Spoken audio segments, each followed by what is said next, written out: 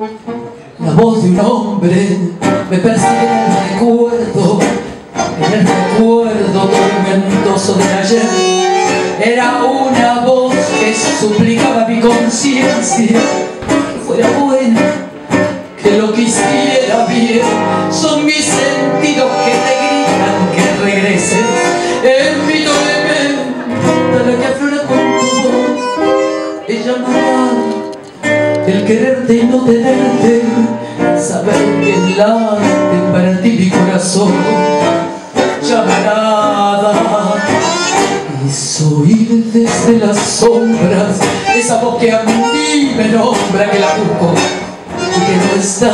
Llamarada es sentir sobre mi boca todo el fuego de tu boca que me quema, que se vaya. Llamarada es oírla que me nombra y es correr tras de una sombra imposible de alcanzar.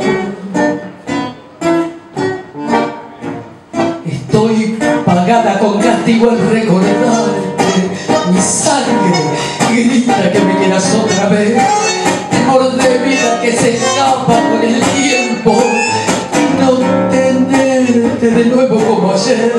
Es llamarada a recordarte con la sangre, saber que nunca más ya te veré. Mirar mis sienes que blanquean y detienen con mil recuerdos esta angustia de querer. Llamarada es oír desde las sombras esa voz que a mí me nombra, que la busco y que no está. Llamarada es sentir sobre mi boca todo el fuego de tu boca que me quema, que se